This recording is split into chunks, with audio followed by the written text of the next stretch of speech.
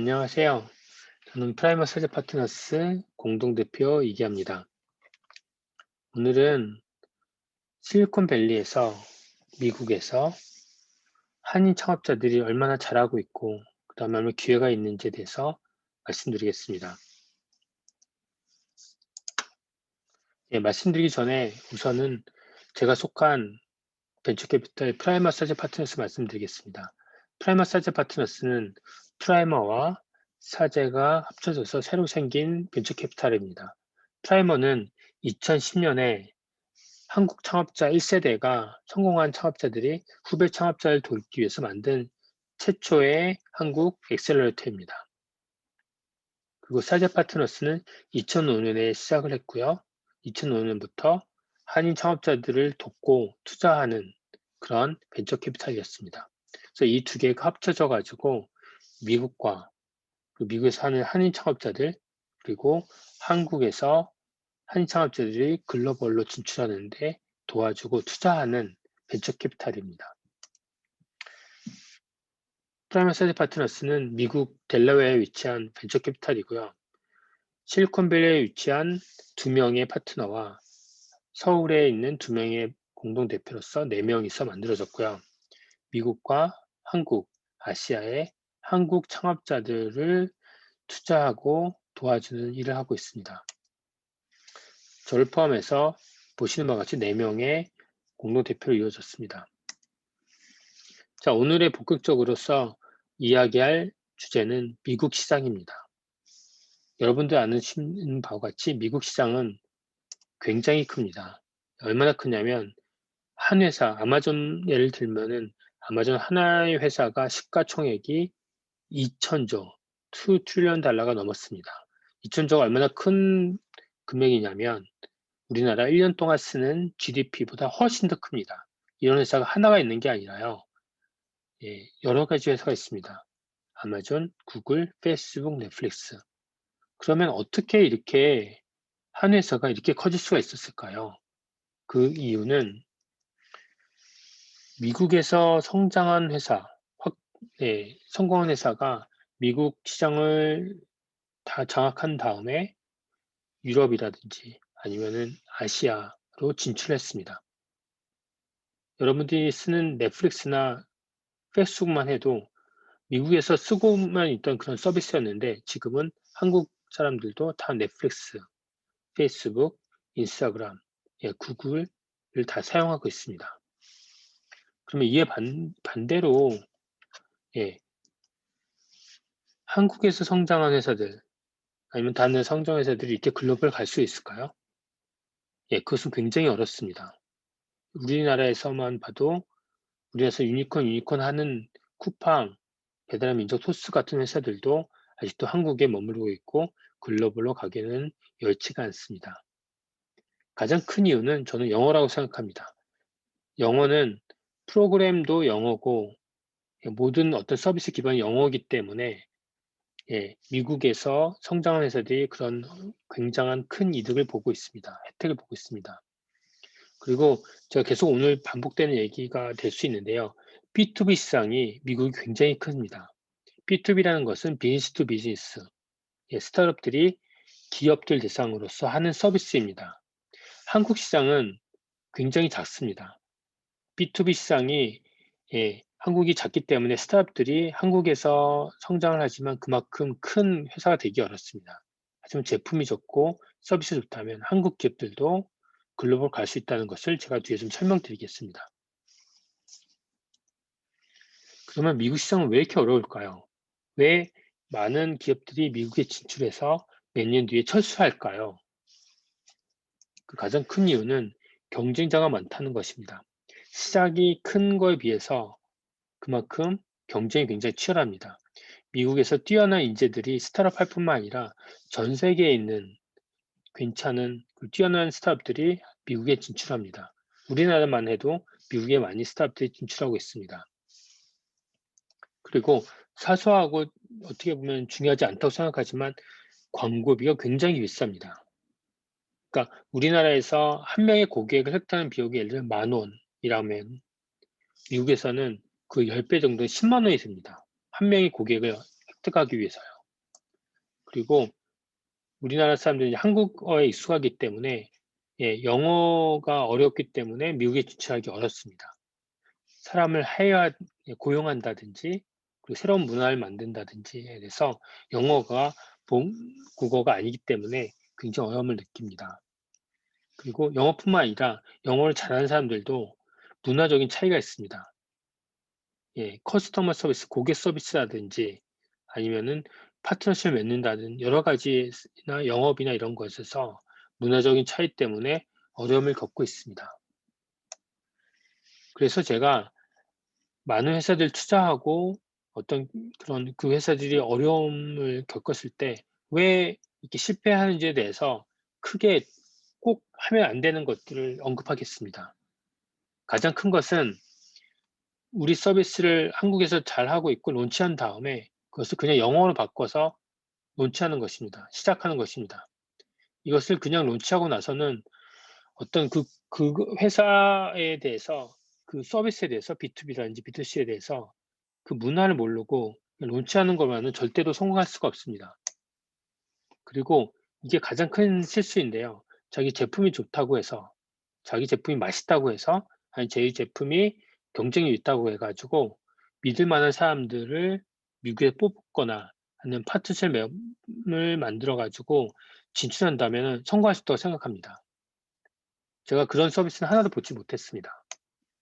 그리고 정부의 어떤 정보의 보조금을 받아가지고 정부의 보조금 그런 게 많지 않습니까? 미국에 진출해가지고 우리가 광고라든지 마케팅할 수 있는 비용을 대주잖아요. 그리고 그거를 돌렸을 때, 이 정도 돌렸을 때 우리가 성공할 거라 보지만 그것도 굉장히 어렵습니다. 그러면 진출 방법이 과연 없을까요?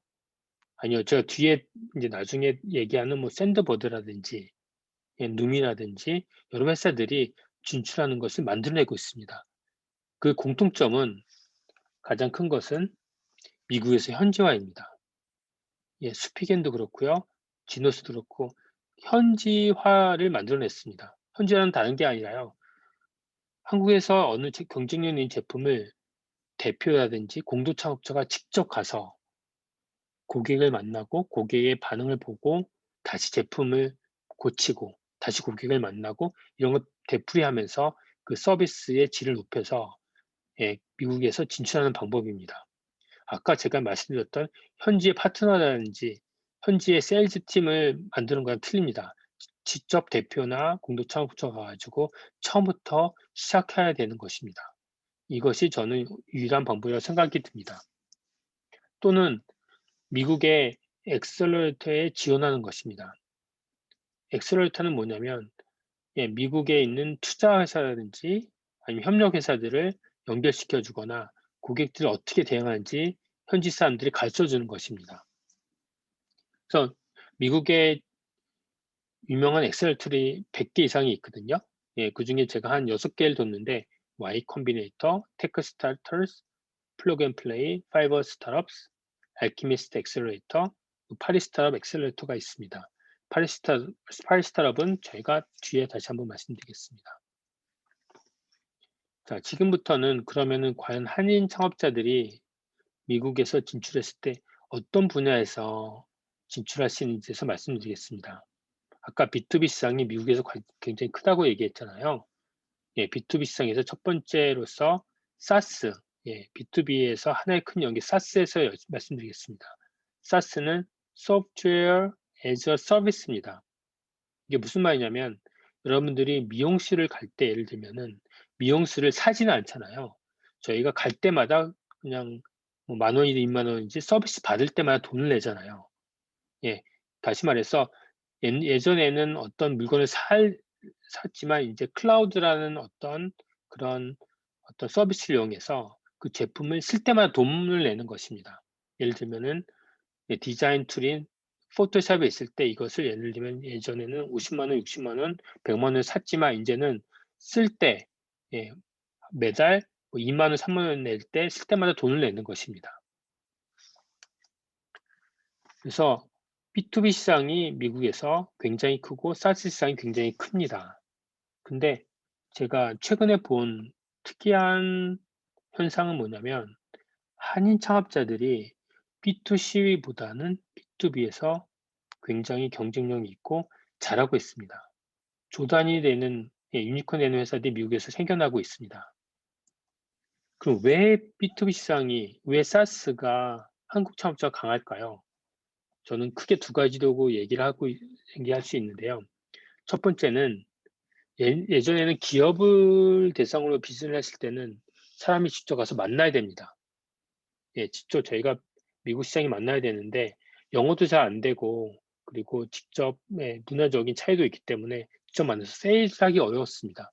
하지만 이 인터넷과 소프트웨어를 이용해서 직접 만나지 않고 고객들이 저희 웹사이트, 자기네 만든 웹사이트에 방문해서 그것을 제품을 설명할 수도 있고요. 그리고 비디오라든지 아니면은 뭐 SEO라든지 이런 걸 통해서 고객들을 저희 서비스를 이용하게 설득할 수 있다는 것입니다. 두 번째로는요. 한국 창업자들이 왜 B2B 사스에 강하냐면은 고객이 원하는 것을 빠르게 만들어주고 기능을 향상시킬 수 있다는 그런 장점이 있습니다. 한인 창업자들이요. 미국에서 굉장히 성실히 열심히 일하고 있습니다. 그래서 고객이 원하는 것들을 빠르게 만들어주고 있습니다. 그래서 제가 언급하는 샌드보드라든지 피스칼노트, 몰로코는 광고 플랫폼이고요. 지금 2천억 정도 매출 내고 있는 회사입니다. 그리고 협업툴인 스윗도 굉장히 잘하고 있습니다. 줌은 제가 언급한 이유는 중국 창업자이긴 하지만 언급한 이유는 중국 사람이 미국에서 B2B 모델로서 사트로서 지금 IPO를 해가지고 100조 되는 회사를 만들어냈기 때문에 우리나라 창업자들이 본받아야 할 그런 롤모델로 저는 생각이 듭니다. 두 번째 카테고리는 글로벌 D2C입니다. D2C는 다이렉트 투 컨슈머입니다. 다시 말해서 제품을 만들어서 곧바로 고객에게 제공하는 서비스입니다. 가장 큰 카테고리 중에 하나는 화장품입니다. 화장품은 한국의 창업자들이 할 수 있는 영역이고요. 또 굉장히 잘합니다. 그래서 예를 들면은 스타트업을 시작해서 AHC라는 경우는 회사는 유니리버에 3조 되는 금액으로 인수가 됐고요. 그 닥터스아트는 2조의 ST 로더에 인수가 됐습니다. 앞으로 더 많은 한국인 창업자 화장품 회사들, 코스메틱 회사들이 저는 나올 거라 보고 있고 투자하고 있습니다. 그리고 지누스, 스피건, 라이 회사들도 굉장히 잘하고 있습니다. 미국에서. 마지막으로 제가 소개해드린 회사는 B2C 영역입니다. B2C 영역은 한 회사가 어떻게 성장을 해가지고 미국에서 성장을 한 다음에는 글로벌로 쉽게 갈 수 있는 영역입니다.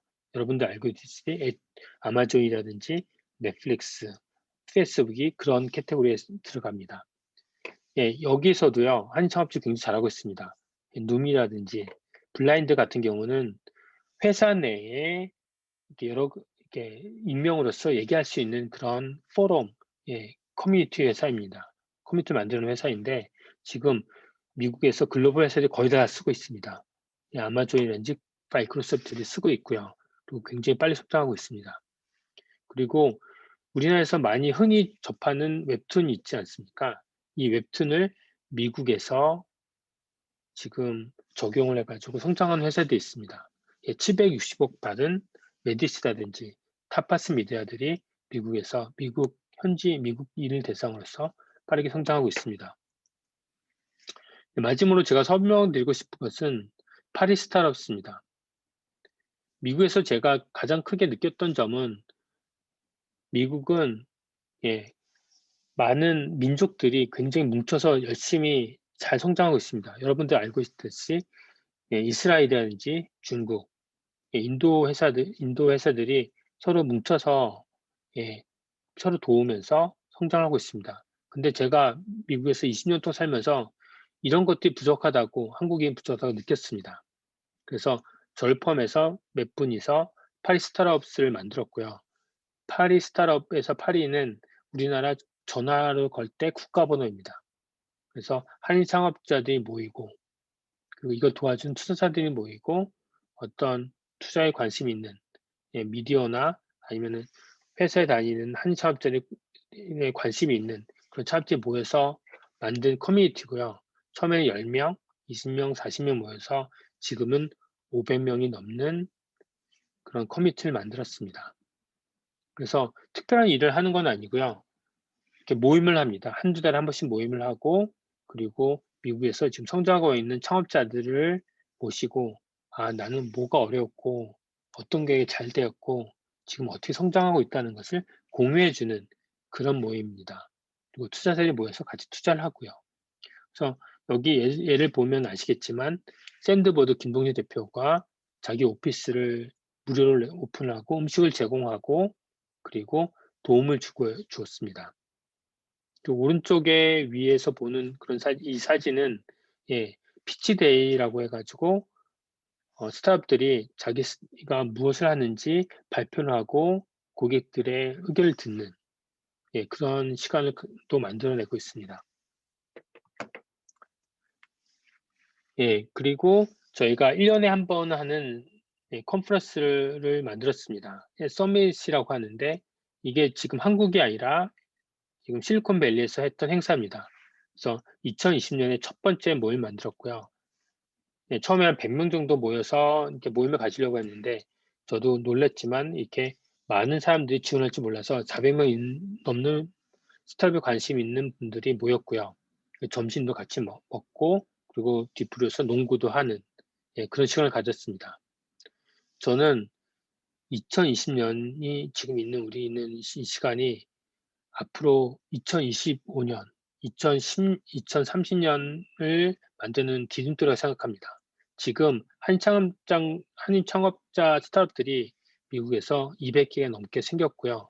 그리고 유니콘 되는 회사도 3개 넘게 생겼고, 그리고 많은 스타트업들이 더 꿈을 가지고 시작을 하고 있습니다. 그래서 앞으로 더 많은 스타트업들이 저는 나올 거라 보고 있고요. 여러분들이 그 꿈을 가지고 도전하는 그런 시간을 가졌으면 좋겠습니다. 네, 감사합니다.